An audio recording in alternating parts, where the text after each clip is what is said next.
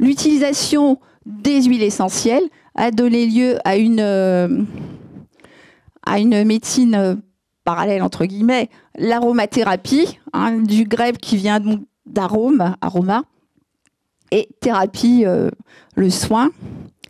Ce mot a été utilisé la première fois par le chimiste René Maurice Gattefossé, et elle consiste en l'utilisation de ces composés aromatiques à des fins médicales. Donc, comme je vous disais, ces huiles essentielles, tout le monde en parle. On en voit dans tous les magazines, magazines féminins, magazines télé, enfin tout ce que vous voulez. On en parle à la télé également. Il y en a dans toutes les publicités. Elles sont en vente libre, à part une quinzaine d'huiles essentielles qui sont considérées comme très dangereuses et qui sont là uniquement vendues en pharmacie et sur conseil, et encore. Elles sont en vente libre, vous les trouvez partout. Il n'y a pas de législation spécifique, ni pour leur production, ni pour leur utilisation. Il n'y a que des conseils. Donc c'est vraiment très banalisé. Et il y a également trop peu de formation, il y a trop peu de personnel soignant, personnel médicaux, pharmaciens, médecins, et tout ça, qui sont formés à leur utilisation. Alors, ça peut être vraiment dangereux. On joue aux apprentis sorciers parce qu'en raison de leur concentration importante en molécules actives, eh ben, elles vont avoir une action très forte et vraiment une toxicité potentielle. Parce que comme on dit en phytothérapie en général, et même en thérapeutique, le produit n'est pas le poison, c'est la dose qui fait le poison. Je vous ai mis quelques exemples là. Par exemple, d'huile essentielle qu'on va trouver dans le commerce avec 41 huiles essentielles en spray, des huiles essentielles à mettre dans des armoires, enfin qui sont présentes dans des comprimés qu'on met dans des armoires et qui sont diffusés. Donc ça peut vraiment être très dangereux. Au niveau législation, je suis allée chercher un petit peu. Je n'ai pas trouvé grand-chose. Il n'y a pas de loi stricte comme pour les médicaments. Elles sont considérées comme des compléments alimentaires, des parfums, des choses comme ça. Elles peuvent être utilisées au niveau sanitaire, dans les produits de nettoyage, dans les parfums, comme je disais, des produits de maquillage, enfin. Et donc, il y a quelques recommandations, notamment en ce qui concerne les enfants de 3 à 6 ans, voire même à 7 ans, dans des produits cosmétiques au niveau du camphre, du menthol et de l'eucalyptol. Et également, elles sont déconseillées pour les femmes enceintes, les femmes allaitantes, les enfants de moins de 7 ans. Alors, le contexte historique, on va le chercher très très loin en fait. Depuis la haute antiquité, on a toujours utilisé les huiles essentielles. Dans la haute Égypte, en fait, dans l'Égypte ancienne, eh bien, on embaumait les morts et on préservait leur corps grâce aux huiles essentielles. On verra tout à l'heure qu'il y a des huiles essentielles qui sont anti-putrides et qui conservent. Les civilisations chinoises et indiennes également, elles ont toujours été utilisées, notamment au niveau des livres sacrés des Védas, où il y a 700 épices qui sont décrites, dont le basilic, la cannelle, le nard, la myrrhe, qui sont des huiles essentielles extrêmement importantes dans notre pharmacopée en aromathérapie. Dans la Grèce antique, en fait, le soldat grec, le hoplite, ne partait pas au combat sans sa petite fiole de myrrhe, puisqu'elle avait des propriétés cicatrisantes, anti-inflammatoires, donc c'était bien pratique s'il était blessé. Voilà, là, je vous ai mis ce qu'on trouve dans tous les livres d'histoire, hein, et que j'aime bien. Voilà, donc ils remplissent le ventre de myrrhe, hein, qui est de cannelle. Là, la cannelle va être anti-infectieuse, elle va être également antiparasitaire. Ça conservait les corps, quoi. Voilà, ça aidait à l'embaumement. Alors, quelles sont les plantes aromatiques? Je vous en ai mis quelques-unes. Je ne les ai pas toutes mises, parce qu'il y en a vraiment beaucoup. Quasiment toutes les plantes, dans le totem de la plante, on a toujours des substances aromatiques. On a toujours dans une plante, en fait, les composés, ce qu'on appelle les composés du métabolisme secondaire. C'est-à-dire ce que la plante va produire pour se défendre, pour attirer les insectes, les pollinisateurs, tout ça, comme les parfums. Donc ça va être des substances odorantes, donc des huiles essentielles, mais également les couleurs, des antibiotiques. Quasiment toutes les plantes ont potentiellement des huiles essentielles. Celles qui en ont quand même une certaine concentration intéressante et qui ont des propriétés thérapeutiques intéressantes, il y a les aliacées, comme l'ail, l'échalote, la ciboulette, enfin, toutes les herbes fines en fait qu'on va mettre dans nos salades. Hein, on va avoir le cerfeuil, le fenouil, le persil, le carvi, enfin voilà, la badiane. On va aussi trouver bien sûr les lamiacées, hein, tout ce qui est lavande, thym, romarin. On va avoir aussi les lamiacées qui ont des troncs un peu plus ligneux en fait, comme le cannelier, le laurier sauce, les myrtacées comme les eucalyptus, les gérifliers, la girofle. C'était pas pour rien que votre dentiste, les dentistes même avant, mettaient un clou de girofle dans les dents. C'est simplement parce que dans la girofle, enfin dans le clou de girofle, il y a une huile essentielle qui est extrêmement importante qui s'appelle l'eugénol et qui est une des rares huiles essentielles à avoir des propriétés antibactériennes et qui agit sur les bactéries anaérobies, c'est-à-dire celles qu'on va retrouver dans les abcès des dents. Donc voilà pourquoi les dentistes utilisent des clous de girofle. Donc le giroflier.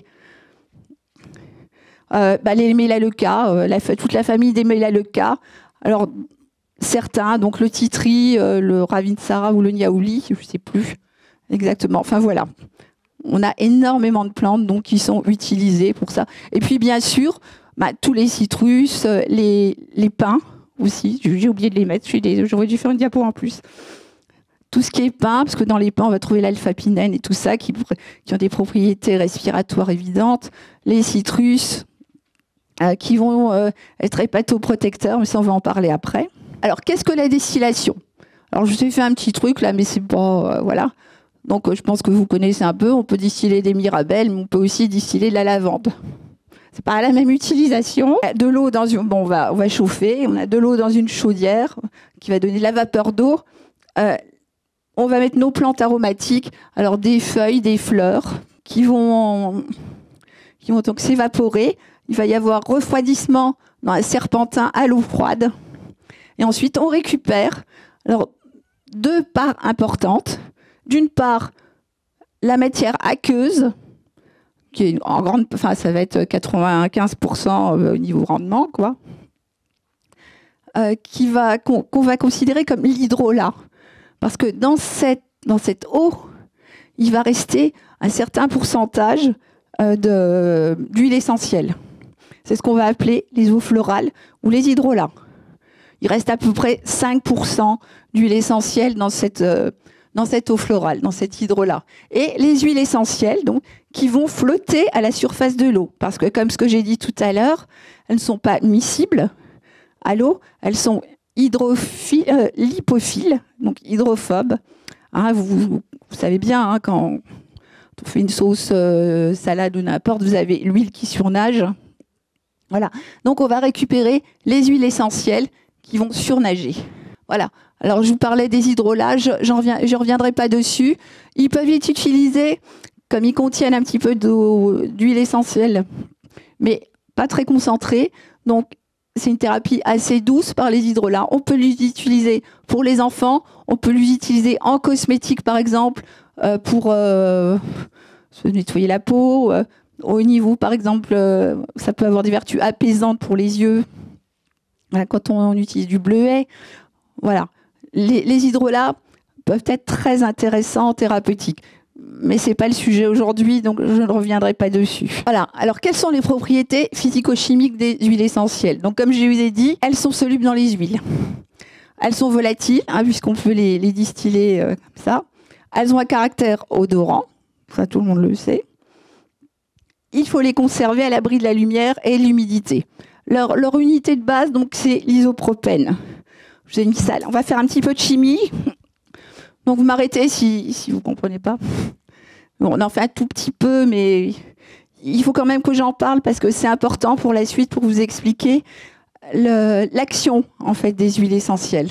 Donc, l'isoprène, sous forme droite comme ça, là, il n'y a que 5 carbones, mais quand il a une dizaine de carbones, il va se mettre sous forme de cycle.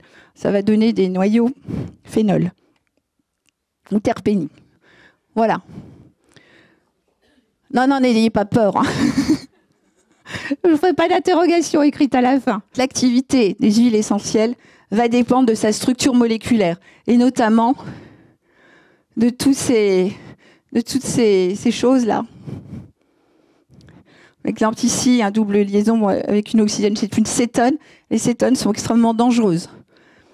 Par exemple, les huiles essentielles qui vont contenir des cétones, on va les utiliser en massage, mais pas en diffusion, et on ne va pas les prendre péros. En fait, on ne va pas les avaler non plus. Elles sont très, très dangereuses. Elles peuvent être neurotoxiques. Il faut faire vraiment très attention. Alors, les phénols, qui ont ce radical avec un oxygène et un hydrogène, ce qu'on appelle un groupement alcool. Donc c'est un phénol qu'on trouve dans le thym, dans la sarriette, dans l'origan. Et ils ont des propriétés antiseptiques, anti-infectieuses, antibactériennes. Donc ce sont des antibiotiques.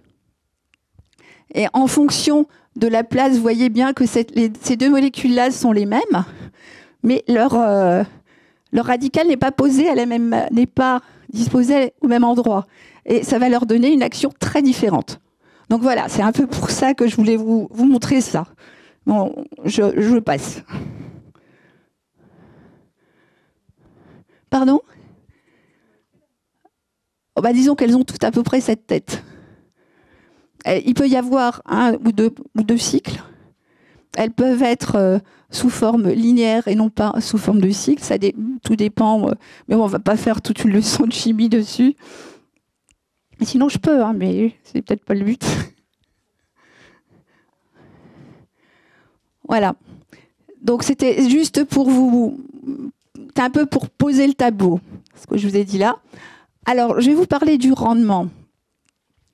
Donc, pourquoi est-ce qu'elles sont très concentrées ? Parce que pour avoir, par exemple, 1 litre d'huile essentielle, il va falloir une quantité phénoménale de plantes. Hein, là, c'est en kilos, parce qu'en fait, on peut mettre en litres, mais tout dépend de la viscosité de l'huile. Voilà. C'est pour ça qu'on va parler en kilos. Donc, par exemple, pour la banniane, 20 kilos de fruits vont suffire.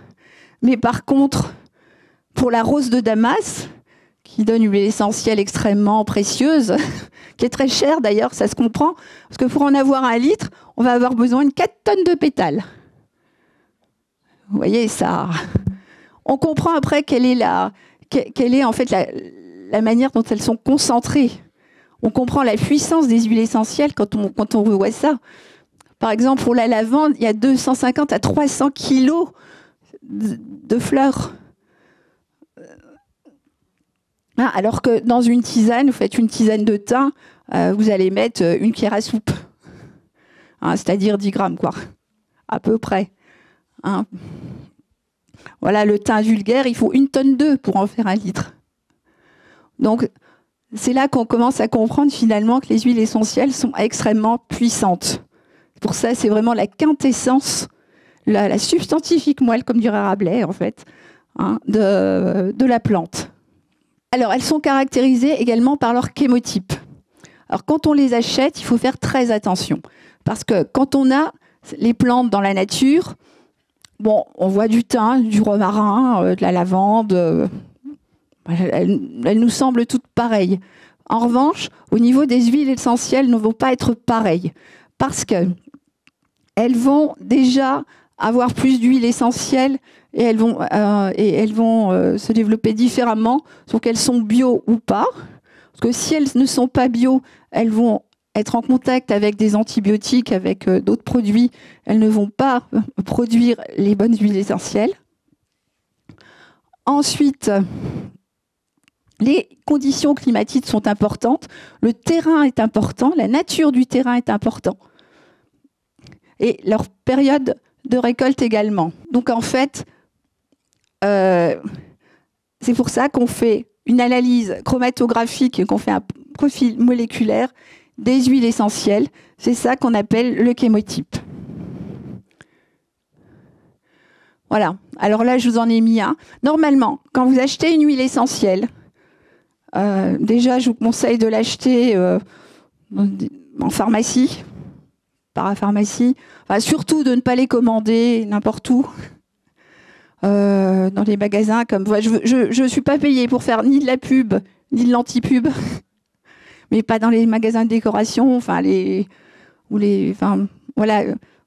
Pensez bien que vous risquez de ne pas avoir des huiles essentielles qui sont de très bonne qualité, ou qui ont été contrôlées, ou qui sont tirées des bonnes plantes, parce que c'est arrivé, il y a eu des accidents aussi, des huiles essentielles qui venaient de Chine, et qui n'avaient pas été fabriquées avec la bonne plante, et dont la plante était toxique, donc ça a provoqué des accidents. Donc il faut vraiment faire attention. Je répéterai jamais assez, demandez toujours conseil, et achetez-les toujours en connaissance de cause. Normalement, quand vous les achetez, on devrait pouvoir vous donner, avec l'huile essentielle, le chémotype. Par exemple, je vous ai mis là le romarin officinal. En fonction, c'est pourtant la même plante, mais en fonction de l'endroit où il va pousser, il va pas synthétiser les mêmes huiles essentielles et il ne va pas avoir les mêmes orientations thérapeutiques. Par exemple, celui qui pousse au Maroc, donc dans un sol certainement un climat beaucoup plus chaud, sol plus sec, il va faire du cinéole et ça va être un antiseptique respiratoire. Comme certains thym qui également produisent un huile cinéole et qui vont être utilisés aussi à des fins pour des pathologies respiratoires. S'il vient de Provence, il va avoir une concentration de camphre importante. Le camphre contient des cétones. Comme je vous ai dit tout à l'heure, les cétones sont des radicaux qui sont dangereux, qui sont neurotoxiques. Donc, il va avoir une action anti-inflammatoire, mais il ne va pas falloir le manger. On va pouvoir l'utiliser en massage, par exemple. Et s'il pousse en Corse, il va produire des verménones. Les verménones sont hépatoprotectrices. Donc on ne va pas les utiliser de la même manière en fonction du chémotype. C'est pour ça, quand vous rentrez quelque part, vous demandez un flacon de romarin, de thym, de lavande, et encore pire, de sauge. Si on ne vous demande pas lequel, c'est que la personne en face de vous ne sait pas de quoi, ne les connaît pas. Voilà, comment on les utilise? Alors, est-ce que vous avez des questions sinon à poser sur leur... Oui? Tout dépend où. Je ne sais pas, il faudrait faire l'analyse chromatographique. Vous n'en tirez pas d'huile essentielle. En fait, on ne peut pas répondre, il faut vraiment faire l'analyse chromatographique pour savoir. Normalement, quand on vous vend une huile essentielle, chaque lot est caractérisé. C'est comme les médicaments, enfin voilà. Chaque lot est caractérisé et donc chaque lot a un chémotype qui est attribué au lot. Donc logiquement, on connaît le chémotype du lot. Et ça peut varier en fonction du lot. Il y en a parce que oui, elles vont se dégrader, c'est normal, c'est des produits quand même biologiques, hein. Enfin, c'est moins actifs, mais elles peuvent se dégrader et puis être plus toxiques, elles peuvent avoir muté si on peut. Oui, donc il vaut mieux rester dans les bornes des dates. Alors, quand on les prend par voie orale, donc il y a quand même des huiles essentielles qu'on peut prendre par voie orale, on va en reparler encore après. Alors, quelle que soit l'huile essentielle, de toute façon, il faut les diluer. On ne prend pas une huile essentielle pure, à part quelques petites exceptions. C'est comme dans la langue française, il y a toujours des exceptions. Le titri, par exemple, qui est antiviral, peut se mettre pur sur un bouton de fièvre. L'hélicryse qui est bonne pour les bleus, les coups et tout ça, on peut masser un bleu avec de l'hélicryse pure, mais c'est vraiment très rare. Il faut toujours garder à l'esprit qu'on va les diluer. Alors si on les prend par voie orale, on peut les mettre dans du miel ou dans du sirop, parce que si vous les prenez comme ça, elles brûlent. Ça brûle en fait, hein. Elles sont très très concentrées. On peut les mettre sur un morceau de sucre, la mie de pain, des comprimés neutres que vous achetez en pharmacie. C'est 1 à 4 gouttes par jour et pas plus de 4 jours généralement. Il y a certaines huiles essentielles, je vous en parlerai après, qui sont antibactériennes, très puissantes et qu'il ne faut absolument pas prendre trop longtemps, en trop forte concentration, et qu'il faut toujours associer à un citrus qui est hépatoprotecteur, parce que les phénols et les alcools peuvent dénaturer le foie. Donc il ne faut vraiment pas prendre les huiles essentielles n'importe comment. Alors on peut les utiliser en massage, hein, comme on a dit tout à l'heure, donc dans une huile végétale. Toujours dans une huile végétale, hein, parce que de toute façon, dans l'eau, ça ne se mélange pas. Et on met 1 à 2 gouttes pour 5 ml d'huile végétale.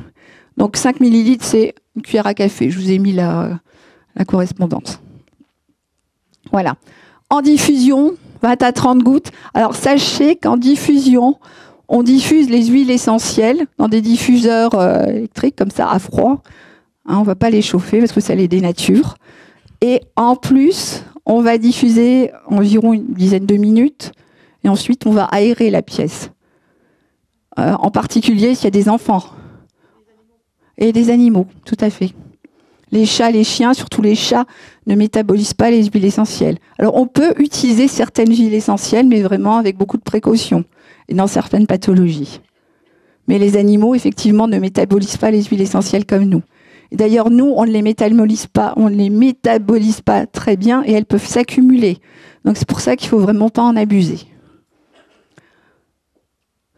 Voilà. Et dans le bain, alors dans le bain, on va les mélanger aussi avec une base neutre, hein, parce qu'ils ne sont pas miscibles dans l'eau. Donc voilà. Et on met dans un bain, on met pas grand-chose quand même. Hein. On met 10 gouttes, pas plus, 10 à 20 gouttes. Et encore, quand c'est pour un bébé, par exemple, on va mettre une seule goutte. Qu'on va diluer dans le gel douche, par exemple, ou dans une base neutre. Voilà. C'est pour ça d'ailleurs qu'elles ont très mauvaise presse chez les médecins, parce que les huiles essentielles vont provoquer des allergies. Elles peuvent aller jusqu'à provoquer des convulsions, notamment chez les enfants, des allergies, des chocs.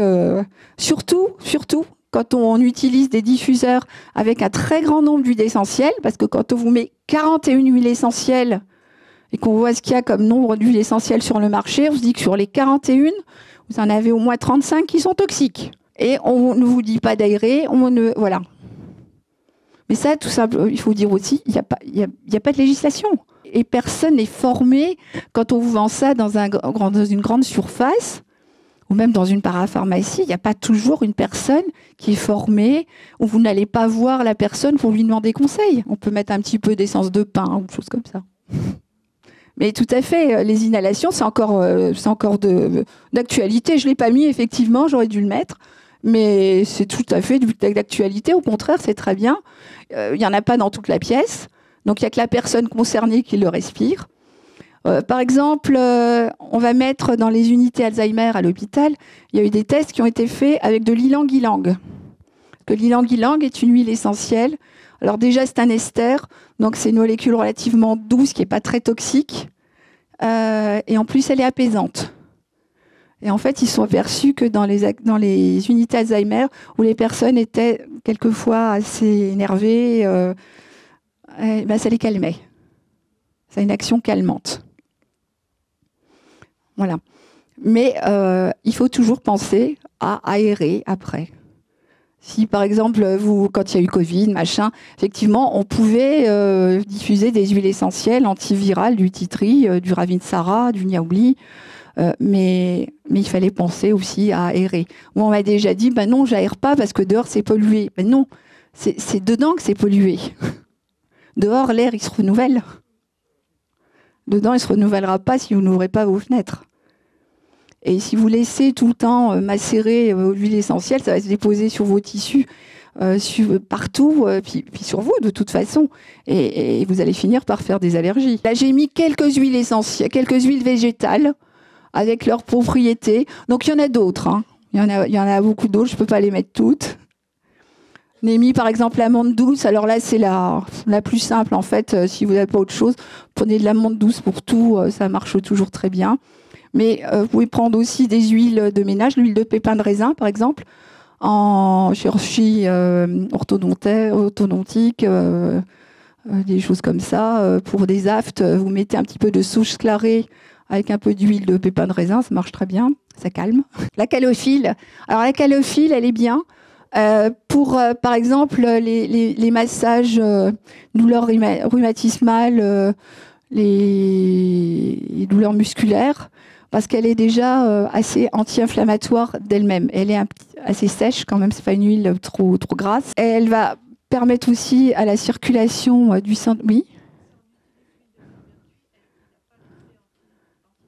Ah non, mais c'est. Ah là, les huiles végétales, c'est uniquement en massage.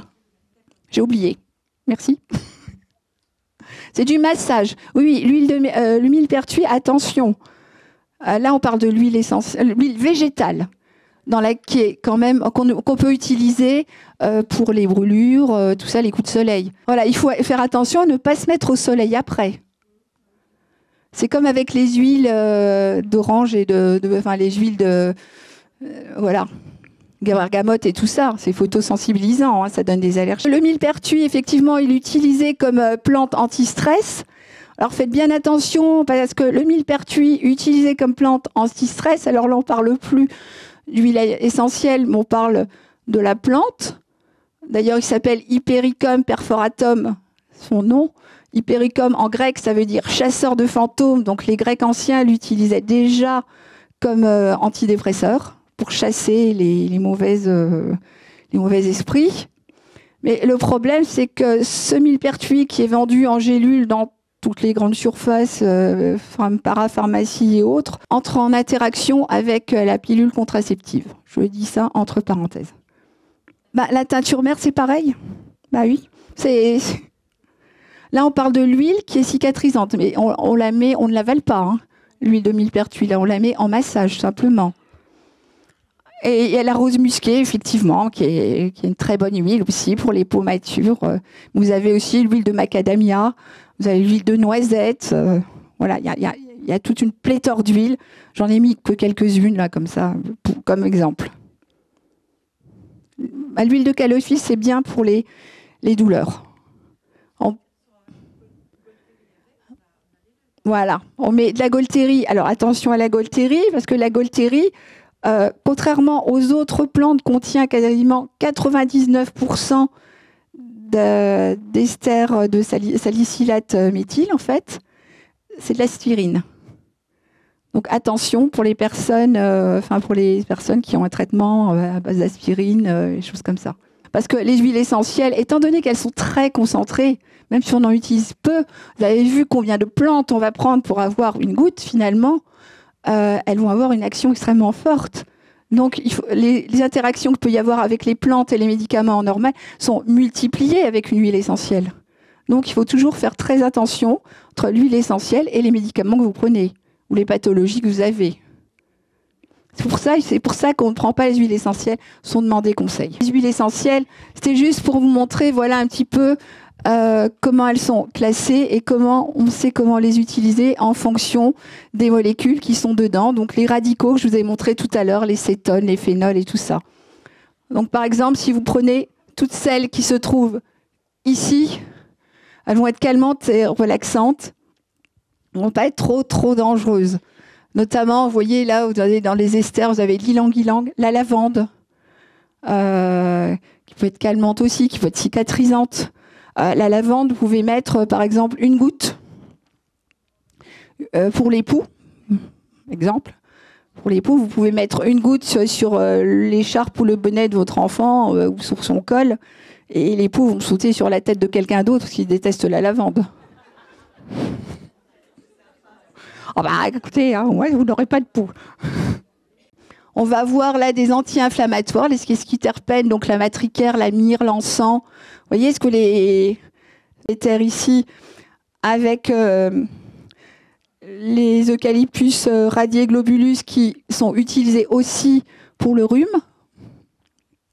On peut les utiliser dans ce cas-là en mettant une goutte sur un sucre pour si vous avez un rhume, des glaires, des choses comme ça. Généralement, ça passe pas directement dans l'organisme quand vous l'avez en massage. Donc, et puis, vous mettez une goutte en massage. Vous n'allez pas vous masser. Une goutte suffira, en fait. Parce que la cuillère à soupe que vous allez faire, vous en avez pour la journée, pour votre massage. Voilà. Alors, les très intéressants, en fait, ce sont tous les phénols, les monoterpénols qui sont là et qui sont antibiotiques. C'est là qu'on a le thym, le romarin. Enfin, le romarin, tout dépend d'où il a poussé. Parce que le romarin peut se retrouver ici aussi. Là, on a aussi le basilic, qui est bon pour la digestion, antispasmodique et tout ça. Mais là, on a tout ce qui est, en fait, antibiotique très puissant. Et c'est dommage qu'il n'y a pas beaucoup d'études qui sont faites. On peut aller voir sur PubMed, par exemple, qui est le site officiel des références scientifiques. Et il commence à y avoir pas mal d'études qui commencent à être faites sur les huiles essentielles, leurs propriétés antibiotiques et pour lutter contre l'antibiorésistance. Donc, on peut utiliser ces huiles essentielles-là. Mais dans toutes celles-là, on en a qui peuvent être utilisées, mais qui sont dangereuses. Et il y en a 5, en fait. Il y a une petite phrase mnémotechnique pour s'en souvenir, c'est « eau, ça s'agite », c'est-à-dire origan, cannelle, sarriette, girofle et thym, qu'il ne faut surtout pas prendre, ce que je disais tout à l'heure, plus de 4 gouttes par jour et plus de 4 jours. Elles sont très puissantes. Alors, le thuya, c'est extrêmement dangereux. Il y a de la thuyone et d'une coumarine. C'est une cétone et une coumarine. Elles sont extrêmement allergisantes. Elles peuvent provoquer des convulsions. Le thuya est extrêmement dangereux. Quand on parle d'huiles essentielles, en fait, on ne parle pas vraiment de la plante botaniquement parlant, on parle plus du chémotype. Donc tout va dépendre de l'endroit où elle a poussé. Parce que vous prenez le chanvre, par exemple, je suis désolée, mais quand il pousse en France, on en fait des voiles de bateau, hein, on en fait du tissu, et quand il pousse en Inde, on ne fait pas la même chose. Mais c'est dû au climat, c'est dû à la manière dont il a poussé. Donc vous voyez, c'est vraiment très très important. Et là, donc, vous avez les cétones et ces aldéhydes-là qui vont être utilisés en massage. Alors là, ils sont très très bien en massage. Au contraire, c'est très bons anti-inflammatoires, toniques et tout ça. Mais moi, je ne les utiliserai pas par la bouche, quoi. Par exemple, la menthe poivrée, extrêmement dangereuse. Bon, on peut en prendre une goutte sur un sucre pour le mal des transports. Par exemple, n'en donnez pas à un enfant. Je crois qu'un enfant avant 6 ans, ça peut provoquer un réflexe de la glotte et ça peut provoquer la mort. 40 gouttes de menthe poivrée sont létales. Les recommandations encore d'emploi, donc toujours toutes les recommandations d'emploi, donc ne jamais utiliser sans demander conseil, sans prendre de précautions. Ça, je le répète. Voilà, quel que soit le mode d'utilisation, jamais pur. Si utilisé en diffusion, aérer la pièce. Interdite pour les enfants de moins de 7 ans. Vous pouvez utiliser les eaux florales. Là, par contre, il n'y a pas grand danger. Il n'y a que 5% dans 1 litre, donc c'est bien. Et elles sont donc allergisantes, photosensibilisantes. Elles peuvent agir comme des perturbateurs endocriniens, parce que quand on voit la forme des molécules, elles sont proches en fait de la forme des molécules hormonales. Il peut y avoir des interactions médicamenteuses, hein, ce que je vous disais tout à l'heure avec la Golterie. Elles sont toxiques pour les animaux. Si vous pensez aller au soleil, je vous conseillerais de ne pas prendre d'huile essentielle. Mais surtout, de ne pas... les photosensibilisantes, c'est surtout celles que vous mettez en massage. Donc de ne pas vous masser avec des huiles essentielles photosensibilisantes. Alors, en parlant des photosensibilisantes et tout ça, elles peuvent être utilisées comme cicatrisantes dans le cas des radiothérapies en cancérologie, parce qu'elles sont cicatrisantes, apaisantes. Hein, on peut mettre, par exemple, de la lavande. On peut mettre de l'orange douce, de la carotte, du géranium rosa. Ce sont des huiles essentielles extrêmement bonnes pour la peau qu'on va mettre en massage ou dans un gel douche. Et donc elles sont utilisées dans le cas de radiothérapie, mais on conseille bien aux personnes qui en ont besoin de ne pas les utiliser avant la séance, mais après. hein, pour ne pas se brûler, pour ne pas justement avoir ce phénomène de photosensibilisation. Alors, donc, évitez de prendre donc, par voie orale ou respiratoire, comme je vous ai dit. Hein, là, je fais un petit récapitulatif, en fait.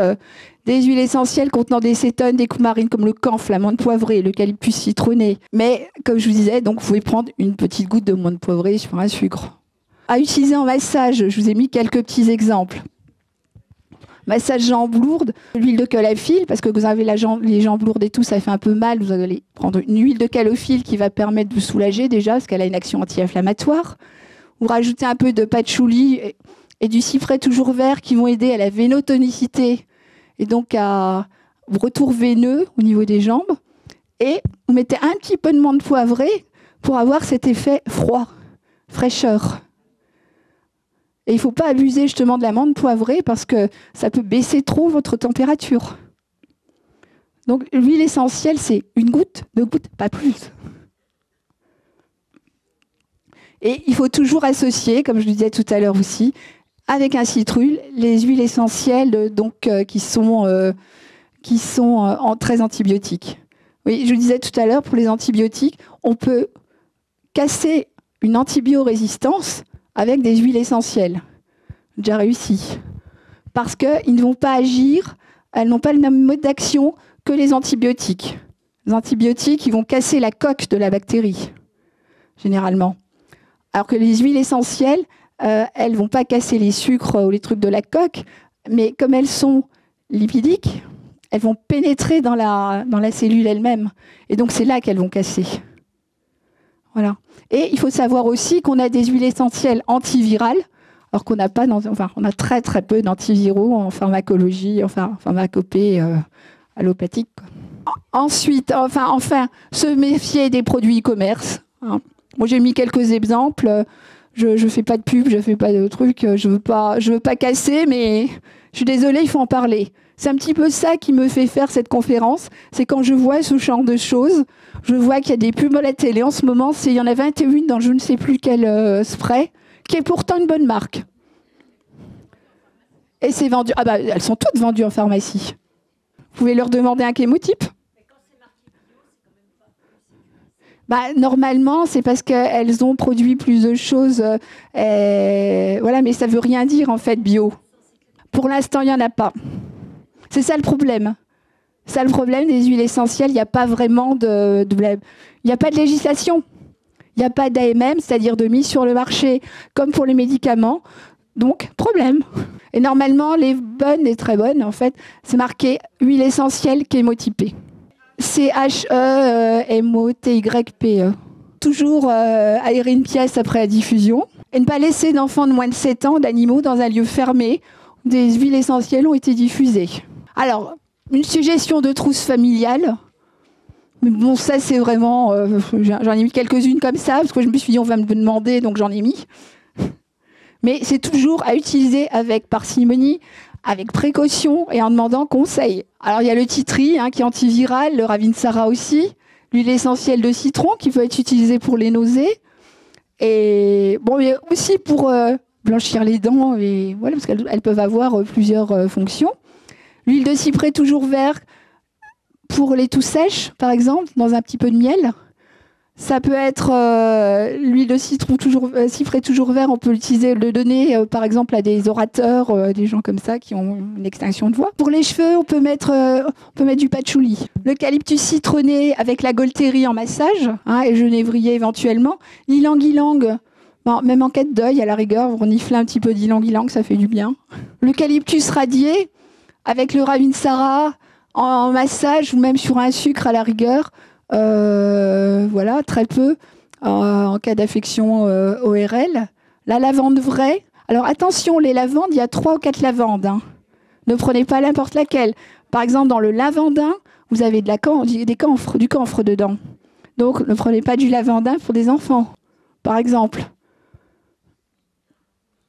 La sauge clarée, qui est calmante, à ne pas confondre avec la sauge officinale, qui contient des tuyonnes et qui sont donc des coumarines et qui peut être très dangereuse. Donc moi, la sauge officinale, je la zappe complètement des huiles essentielles. Et si vous le demandez dans une pharmacie une huile essentielle de sauge et qu'on ne vous demande pas, vous vous sauvez. Le laurier noble. Alors le laurier noble, alors le laurier, c'est la plante des vainqueurs. C'est la plante de la confiance en soi. C'est pas pour rien qu'on dit le lauréat, le baccalauréat. Les lauriers de César. Il est antiseptique et antiputride. Et on peut l'utiliser, par exemple, dans le cas d'escarres.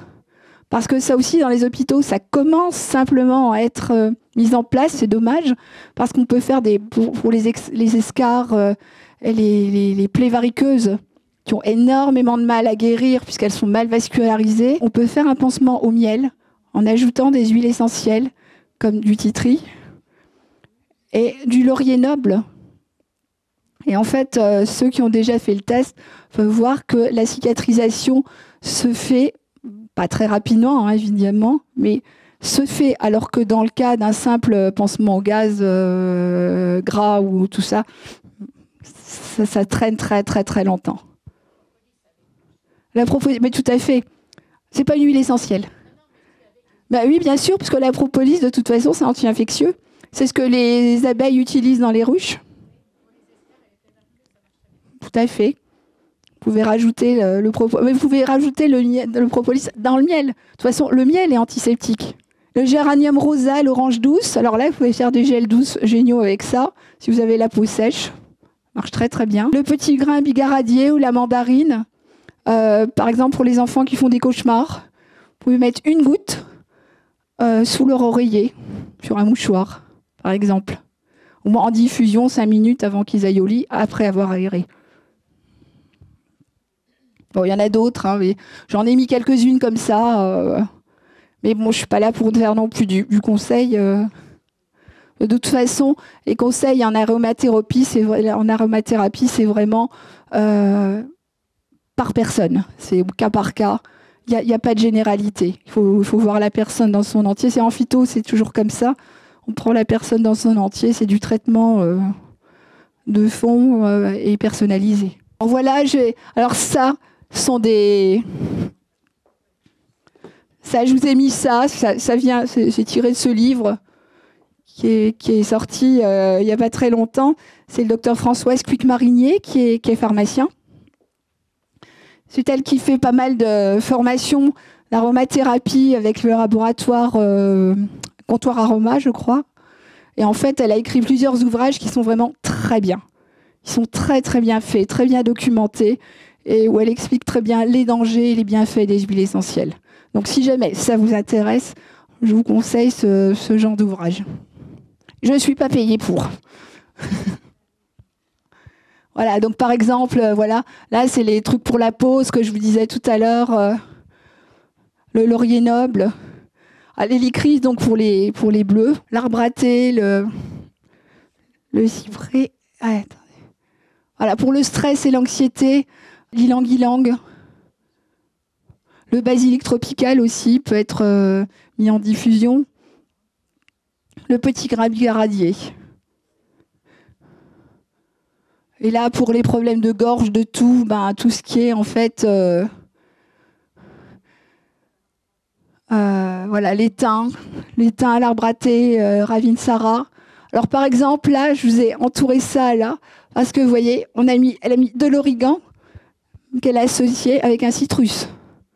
C'est important, parce que l'origan peut être néfaste pour le foie et le citrus est hépatoprotecteur. Le citron, un agrume. Ils ont quasiment... Bon, c'est des alpha-limonènes, normalement. C'est des terpènes, c'est des monoterpènes. Bon, c'est chimique. Oui, il vaut mieux. En fait, il faut pas prendre une capsule d'origan sans. Enfin, oui, si normalement, si c'est Pranarome, si c'est trucs, logiquement, il devrait y en avoir. Parce que c'était un bon labo. Parce qu'il y a des bons labos quand même. Hein. Il y a Pranarome, Comptoir Aroma. Qui ça? C'est expectorant, il me semble, oui. Voilà. Hop. Voilà, donc je vous ai mis quelques références là. Alors, Là, disons que sont les deux ouvrages de Françoise Cuite-Marinier. Ça, c'est le nouveau. Et dedans, il y a même toute une partie qui a été écrite par un ami, René-Pierre Thibault, qui s'est occupé de la partie vétérinaire.